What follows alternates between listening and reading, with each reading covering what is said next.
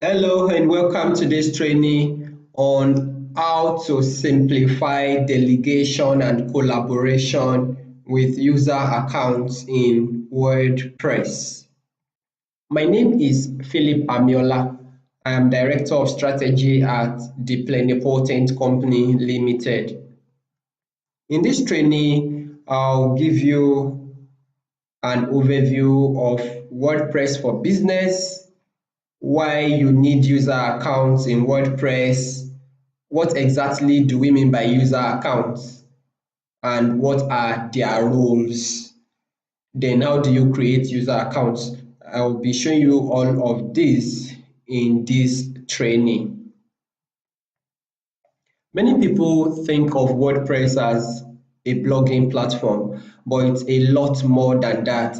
And when you hear WordPress, you should know that there are two varieties of WordPress or two kinds of WordPress. WordPress comes in two forms, the self-hosted form and the cloud-hosted form. The cloud-hosted form is the one most people are familiar with. That's available at wordpress.com. You can go to wordpress.com and create a blog or start a website. That's cloud hosted. You are not hosting it yourself. It's hosted by the company behind WordPress. The company behind WordPress is Automatic. That's the name of the company. So they host wordpress.com. But they also have another version that is released as an open source software.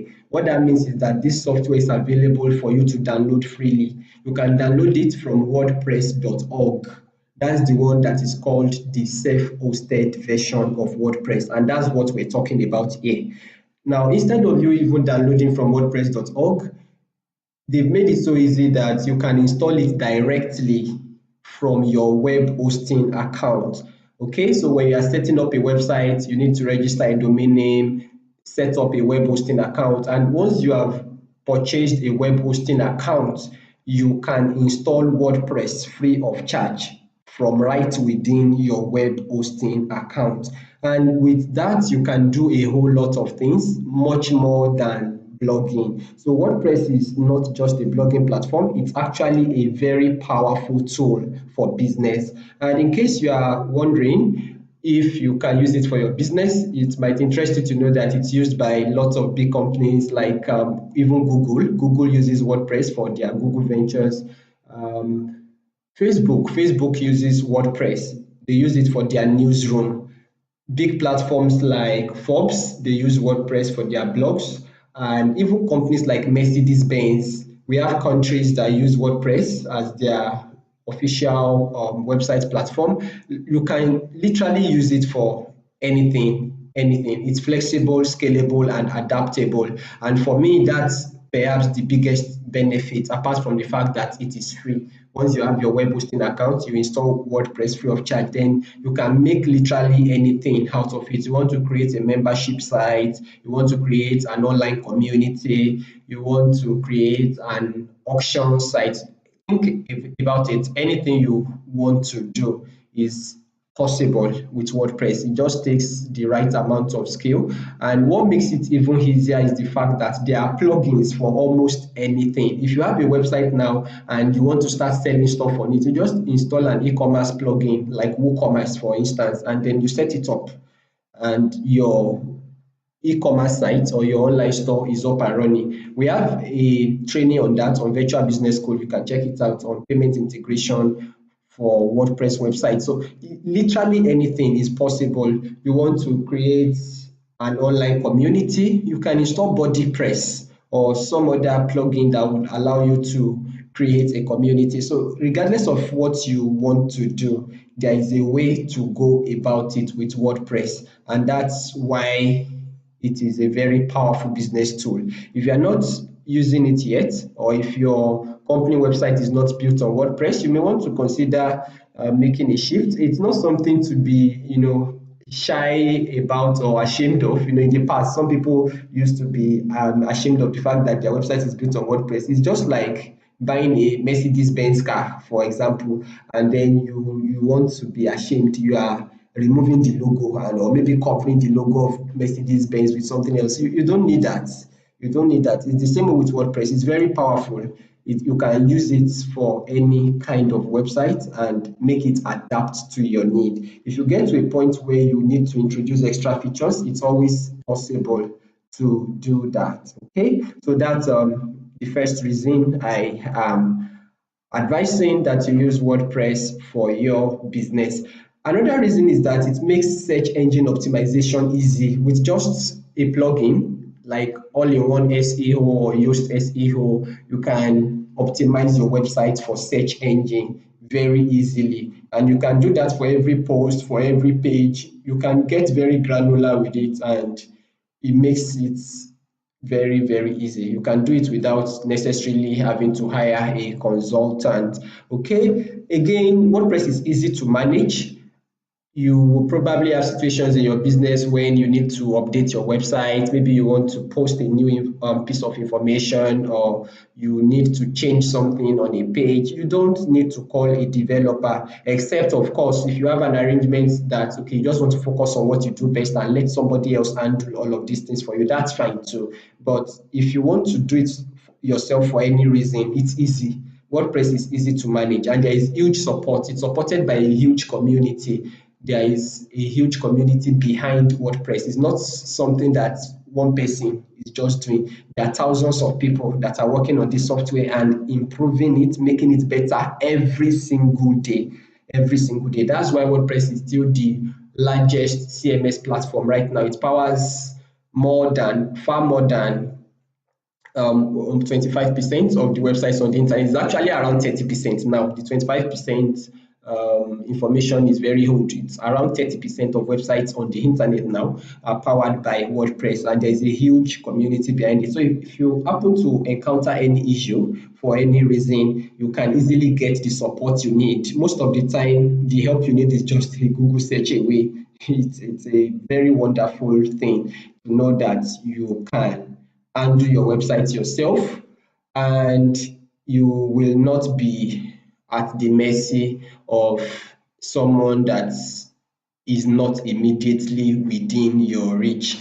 Another important benefit that comes with WordPress is that it integrates easily with other services. For example, if you want to start sending email newsletters, maybe every time you publish a post on your website, you want it to deliver automatically to your subscribers, or maybe you want to be able to send it to them manually too. But the point is you want to be able to send email newsletters from your website. You can easily integrate WordPress with a service that does that. You can integrate WordPress with a service like MailChimp or MailerLite, Aweber, Infusionsoft, lots of them. So you can easily do that. You want to start accepting payments, like I gave as an example earlier. You want to accept payments on your website. Maybe you are a church and you want people to be able to pay offerings and tithes from the website, or you are an NGO, you want people to be able to donate, or you are a business, you want to sell stuff and you want people to be able to pay, or you are an organization and you want people to register for conferences, you want them to fill a form, you get what they have filled in the form, and they also make payments and you get the payment directly in your bank account. They pay with their credit card or from their bank account or by bank transfer. You can easily integrate services that will make this happen, and in most cases you do it free of charge. What would ordinarily have cost you a lot of money, you get to do it free of charge. For example, payment integration usually costs at least 150,000 naira just to get the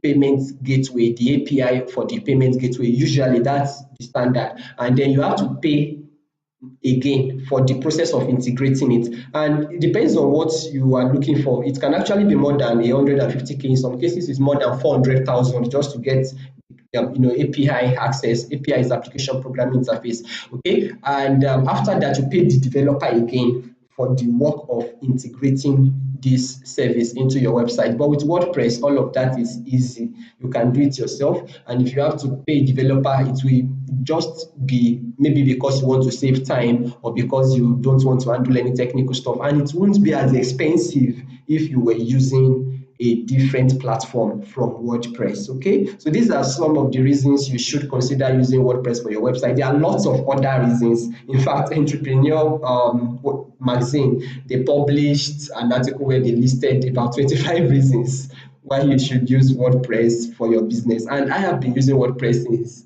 2013. So I can tell you that it's just awesome. It's a very powerful platform. You can achieve almost anything that you think of. Just think about it. If you can imagine it, you can be almost sure that it is achievable with WordPress. Okay. Now, one feature among the many features that make WordPress such a powerful platform for business is user accounts. You can create different user accounts on your WordPress website for different purposes.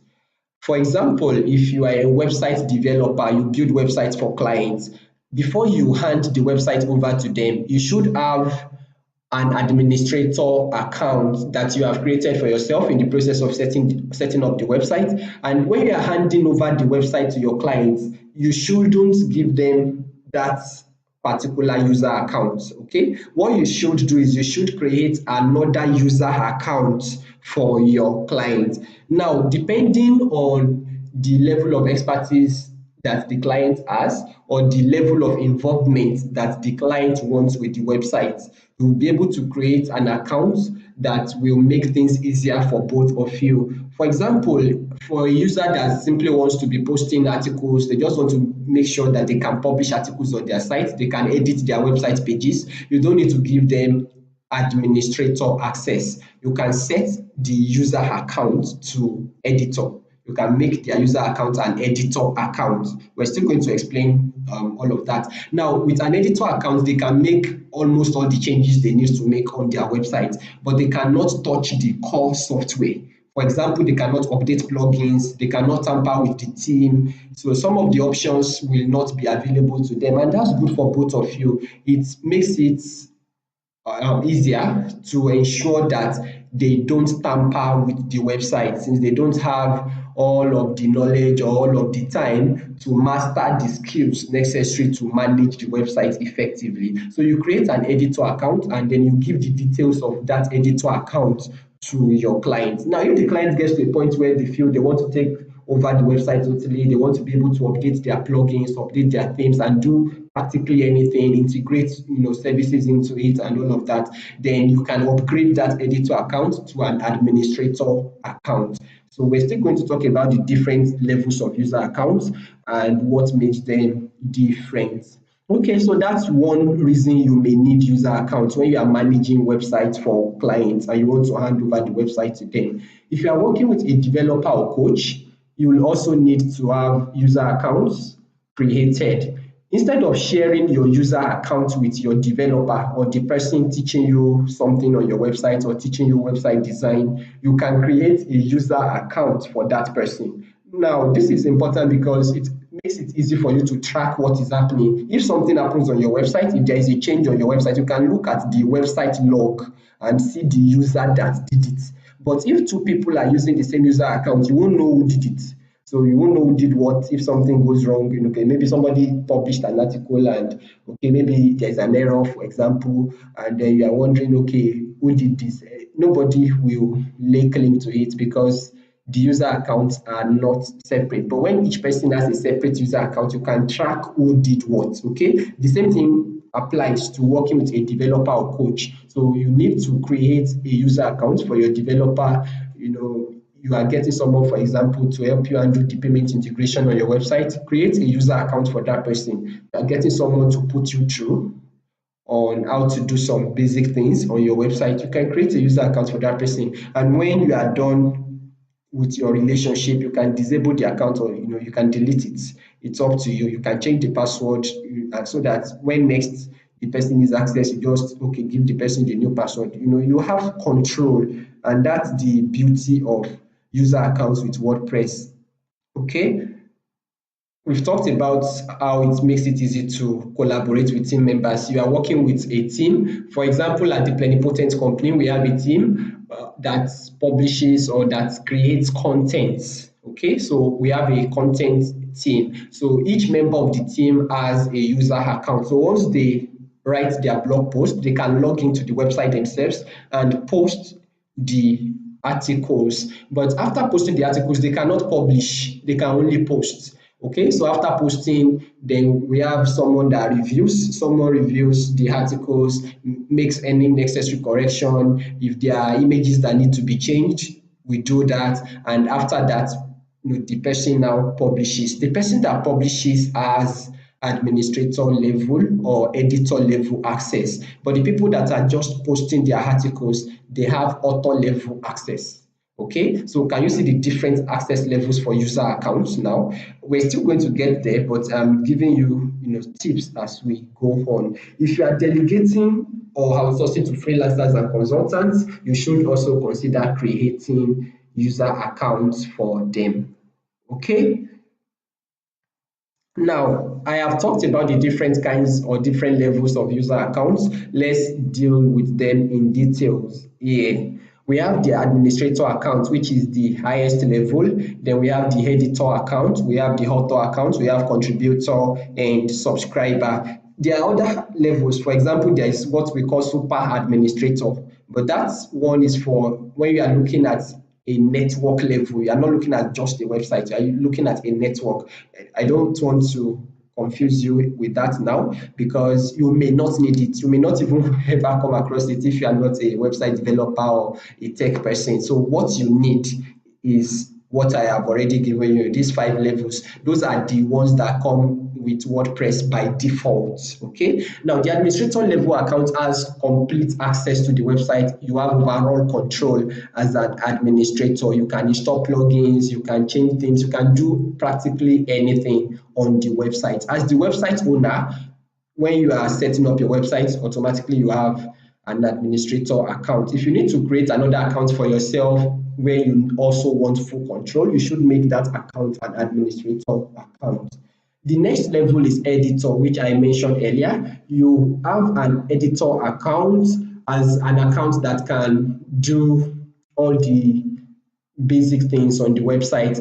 You are working on the website itself, not on the tech aspect. Do you understand? So if you have someone that needs to work on maybe content for the website, okay, the person needs to be able to change content on the pages, upload images, write blog posts and publish, edit blog posts for other users. All of these things that I'm talking about, they don't have to do with any technical knowledge. You don't need any technical knowledge. You only need the knowledge of your homework, knowledge of what you want to do. You don't need to be able to build websites. You don't need to be able to install plugins. So for that kind of access, editor account is what is suitable. So you create a user account and you give it editor access. Now for author, an author can create content on the website. Author talks about someone that writes, for example, okay, or someone that creates content. So if you have a website where you have contributors, maybe you are running a magazine website, an online magazine, or even a company website where you have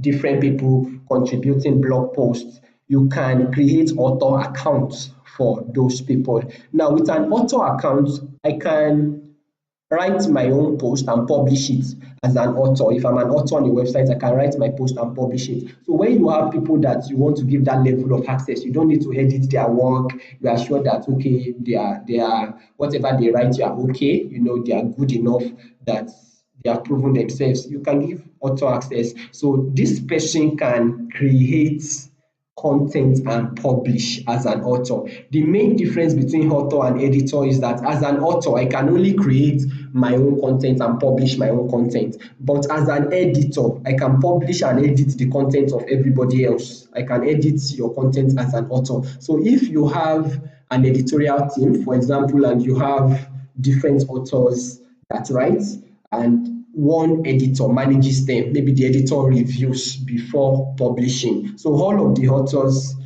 are going to have author account, while the editor will have either an editor account or an administrator account. But preferably, an editor should have an editor account, because the editor really in a right situation has no business with the technology aspect of the website. Okay, so you should just face this editing business to avoid distraction and to maximize returns, and also to make sure that you don't tamper with the website unwittingly. Okay, so this will be applicable to a news organization, for example, or any company that this model is applicable to. Okay, so the authors are able to write and publish their own post, but an editor can work on different content, different posts, different pages from different authors. Okay, now a contributor is also like an author. Can you see that the level of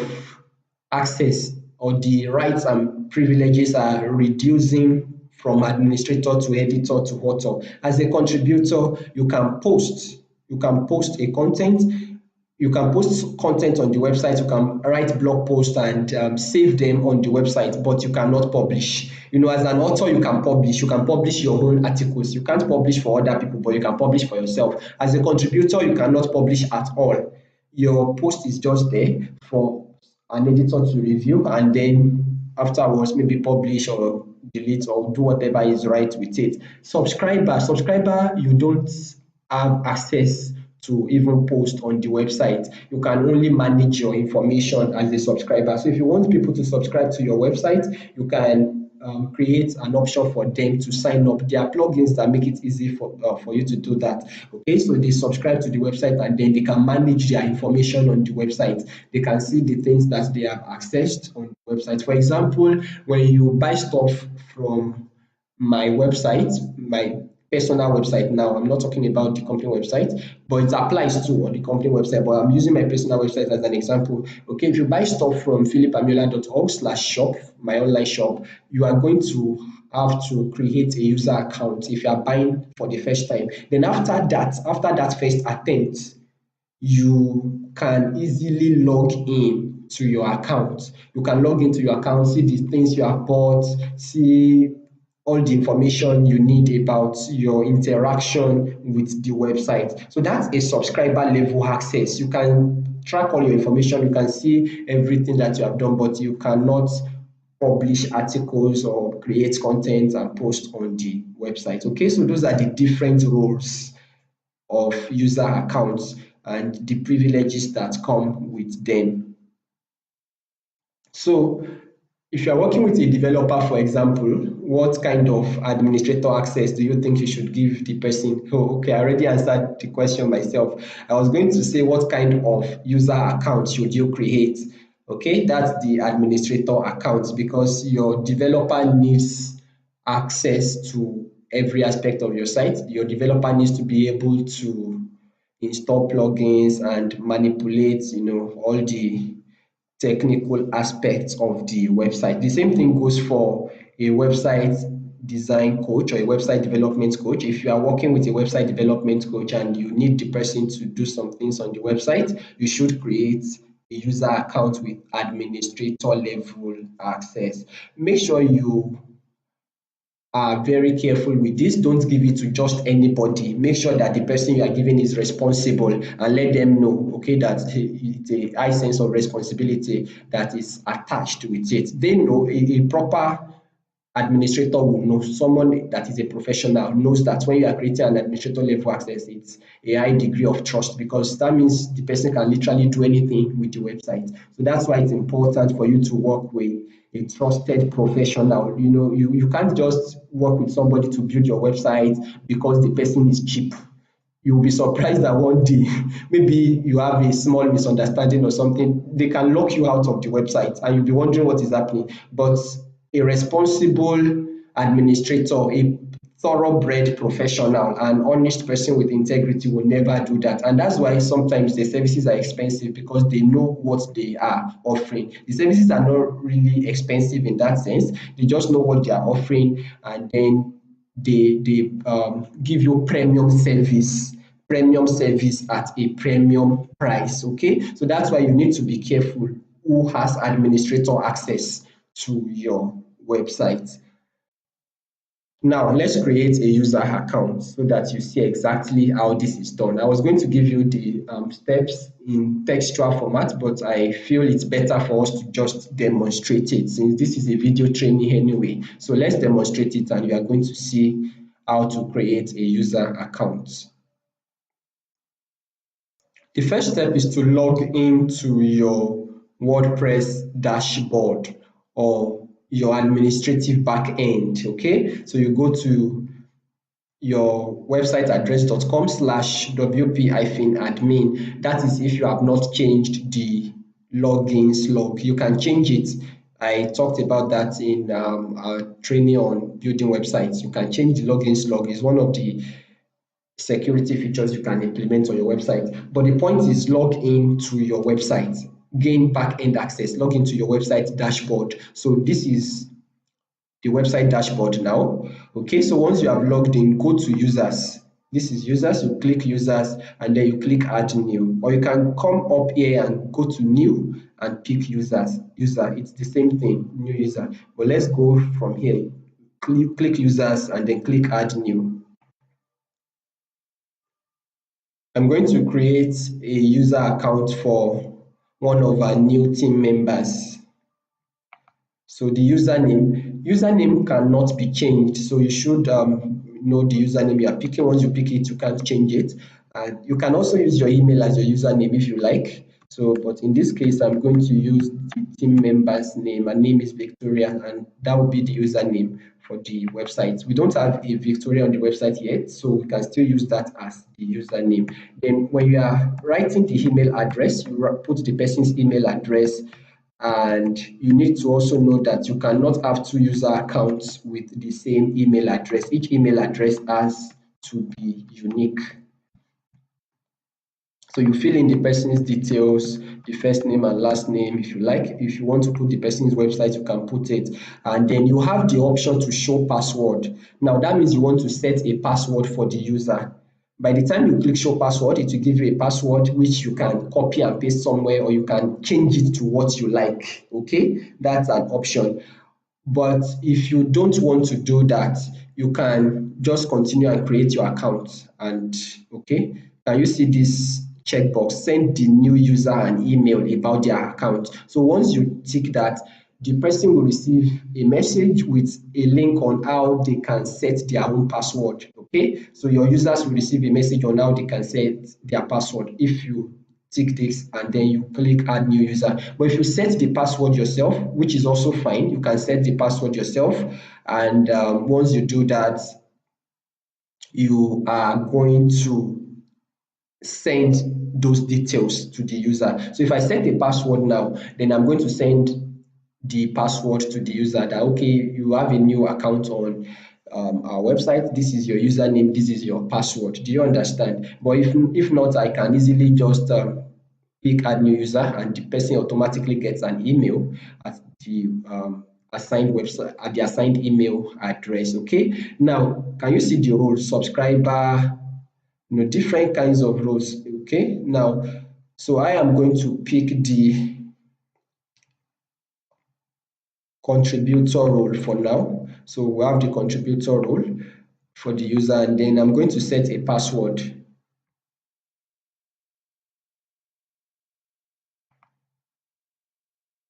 Can you see? This is a very strong password that has been generated by default. So you can copy that somewhere and paste and then send to the user as the login password. But I prefer to set my own password. Okay, so that's what I am going to do now.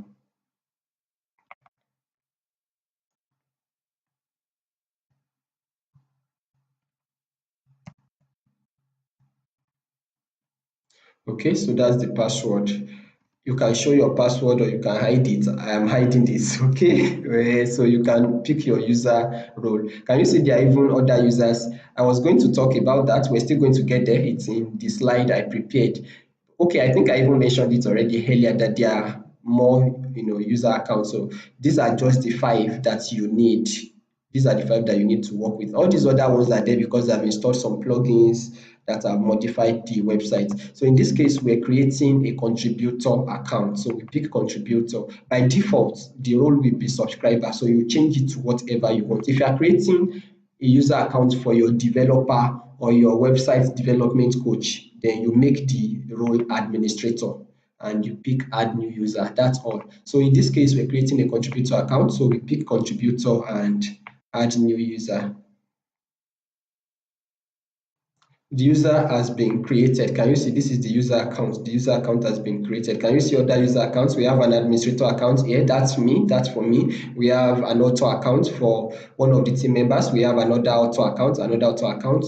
Then we have an administrator account for the website development company. And then we have a contributor account. Okay, so that's that. The user account has been created. You may want to log in. Let's do that to the user account to see how it works, to see if it was properly created or if it works fine. So let's do that. I'm logging in to the user account that I just created. This is how the user is going to log in. So you enter the username and the password.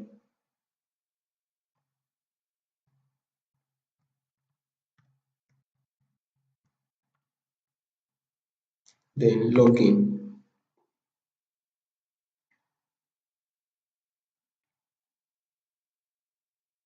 Can you see? So the user has logged in. This is what the user is going to see once she logs in. So you can create a post, new post. Can you see? You can come here, post, and you can see all posts and you can add new posts. By all posts here, you are only going to see all the posts that you created by yourself as the user. You will not be able to, or you can see all the posts, but you won't be able to edit them because you have a contributor account. If you are looking at this, can you see all these posts? But the only option here is view. Can you see? The only option is to view. For these ones, you can't even view. These ones that are in draft that we have not finished publishing. But for the ones that are published as a contributor, you can view. But if it's your own article, you can view, you can edit, you can delete, you can do anything, but you can't do anything to other people's articles other than view them. And the ones that have not been published that are in draft, you can only look at them from here. You can't do anything. So just to show you what it looks like when you have different levels of access on the website. Now look at the options here: dashboard, get back, post. Look at it, see what it looks like. Compare that to what I have in my administrator account. Can you see that I have more options in my administrator account? I can do a lot of things. I have plugins here, I have appearance. All of those are not in the contributor account. Do you understand? So the contributor has no chance, as it were, of tampering with the website, but has all the access she needs to make her contribution. Do you understand? So that's the kind of powerful tool that WordPress is. You can easily control things, you can easily get the help you need without giving up control and without the risk of having your website tampered with. Okay, that's very important. Okay, now see it again, see all the access that I have as an administrator. Now, if I change to an editor account, an editor will have more access than this. An editor will be able to edit other people's posts, for example, not just view. So depending on what people are going to be doing on your website, that will determine the kind of access that you give them. In closing, I would like to remind you that WordPress is not just for blogging, it's a powerful tool for business, especially when you are dealing with self-hosted WordPress, which involves getting a web hosting account and installing WordPress on your domain name in that web hosting account. Okay. Then with user accounts, you can easily get the help you need. You need people to contribute to your website. You need somebody to help you with your website development. You need somebody to integrate some external services into your website. You can easily get them to render their services or give you the help you need without you losing control of your website. User accounts make that possible. Then you can modify the standard roles and privileges. I told you we have administrator, editor, author, contributor, subscriber. You can modify them. And I showed you a contributor account that had limited access. If I want the contributor to still be a contributor account, but to be able to edit other posts, for example, there is a way to do that. There are plugins that you can install to make that possible. I don't want to confuse you with that now. And I am not going to go into the details because this is not an advanced training. If you want advanced training on this, you can easily reach out for that, or you can sign up for my advanced coaching program. Okay, that's for people that want to make a business out of website design. This is just for you as a user. I'm creating this for professionals and business people that need to know how to do these things themselves. So you shouldn't bother yourself about changing the user roles and privileges. You won't need that. Okay, if you need that, talk to a developer. But I just want you to know that those standard roles and privileges can be modified. They are not fixed, they are not cast in stone. Like I told you earlier, WordPress is very flexible, scalable, and adaptable, and that also affects the user accounts. You can change the user roles, add more privileges, remove some privileges, modify it as you need, and you can even create other levels of privileges, other roles and privileges. For example, I mentioned the super administrator earlier, okay, just to let you know, so that if you hear it somewhere, you will not feel like, okay, and Philip did not mention it in his training, okay. That's okay. And finally, you should always tie privileges to roles and responsibilities. If you have someone that all the person does is just to contribute articles to your website, why should you give that kind of person an administrator account? There's no point. The responsibility should determine the role and the privilege that the user gets. Do you understand? It's not something out of emotion. You don't do it out of emotion, like, oh, she's my wife, or is my friend, okay, she is my husband, okay, is my closest person on the team. So because of that, I'm going to give him an administrator account. You don't do that. You give the privileges and roles based on the responsibility of that person on that particular website. If you manage different platforms, for example, like me, if you manage different platforms, you can have somebody, if you have people managing different platforms for you, like on your team, you have somebody that the person is working on 3 different websites. If the person is the one building a particular website, then of course, he's going to have administrator account on that website, administrator user account on that website. But if this same person only contributes content to another account, the person will either have a contributor account or maybe an author account on that other website. So the user account that each person will have on a particular website and the privileges that come with it should be tied to the responsibilities of that person on the website. I hope you get that. This is very, very important. If you have any questions, feel free to get in touch. You can easily put across a phone call or send a text message, okay? And you can also reach out for other services. We do process improvements that involves helping you to find better ways to do whatever you are already doing. You can always do it in a better way. You can save money, you can make more money, you can save time, you can increase your productivity when you learn to improve your process and remove bureaucratic bottlenecks. Okay, that's what our process improvement service is about. We also offer website development service as the Plenipotent Company Limited. We offer that. We can help you build any kind of website, especially if you are working on content management websites. We can help you with that. We've built lots of websites for different kinds of organizations and individuals. So whether you're a personal brand or you're a company, we have something for you. Okay, social media management, business writing, publishing, those are some of our other services. We publish both in print and electronic formats, and not just publishing, we also offer global distribution. So when we publish your book, depending on the package you're signing up for, you can have your book on Amazon, Barnes& Noble, iBooks, all the major retailers globally, so that people can buy your books from anywhere. We also help you with the process of setting up a US bank account that makes it easy for you to receive your royalty from companies like Amazon. Amazon doesn't pay to Nigerian bank accounts except you want to receive your payment by check, which they will send to you by mail. But we can help you with the process of setting up a bank account in the US that Amazon can pay your royalty into directly, and not just Amazon, the other retailers too. Okay, so talk to us about any of these services, either for yourself or for someone you know. Thank you very much for taking this training. You can always reach out for additional training or one-on-one consultation. You can connect with us on social media. Our username across all platforms is @plenipotentco, and you can send us an email. via mail at plenipotent.com.ng. If you want to reach me personally, that's fine too. My name is Philip Amiola and my website address is philipamiola.org. Thank you very much. Bye for now.